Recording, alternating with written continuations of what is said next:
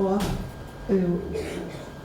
okeeshanada loo baahan yahay had iyo jeer si haddii la doonayo in si dhaba loo baaro dhibaatooyinka jira in laga doodo ra'yiga la isku dar. Soomaaliya waxay gaadhay waqtiyo badan bay meel sare gaadhay, waana jirtay waana ka dhacdaa caalamka sidan oo kale. dalal badanka Uganda oo kale ugu yaraan malaasado sano way ku jireen crisis intaanay qabsanin dowladdan adaga hadda haysata. saasay tayna waynu ka qanisannahay, meel istaraatiijig aynu ku naallaa, caalamka oo dhan baynoo baahan.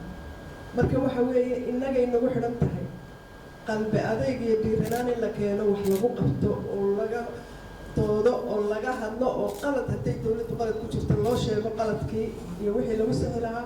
aad iyo aad buu ra'yigaas leeyahay waa Soomaaliya horey ugu socon kartaa. waxa weeye cadaalad la helo. cadaaladdu waa bayska. cadaalad haddii la helo nabadna waa la helaya. cadaalad hadda reform baaba socdo fiican. haddii Soomaaliya ay hesho cadaalad, meel walba wax dhibaato ahoo dambe oo waa la qorsheyn karaa wixii horumara. dhibaatada kale ayna haysata ee faragelinta ajnabiga, cid waliba dabcan danteeda ka shaqaysaa, interest bay wada leeyihiin. dowladaha interest kale waxaa keliya oo adag oo iyagana lagula xaali karaa waxa weeye arrimaha dibadda oo la adkeeyo.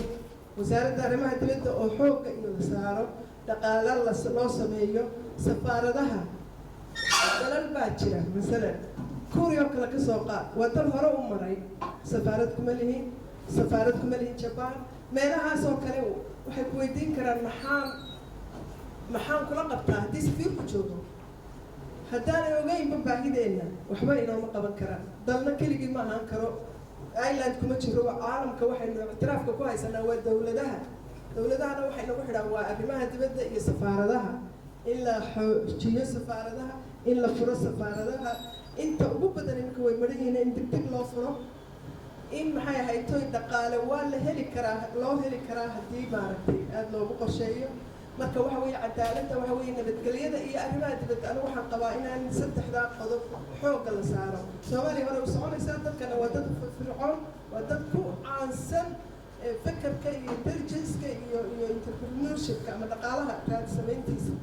marka waxaa aniga la rajo badan way jirtaa, qorshe baynu u baahan yahay.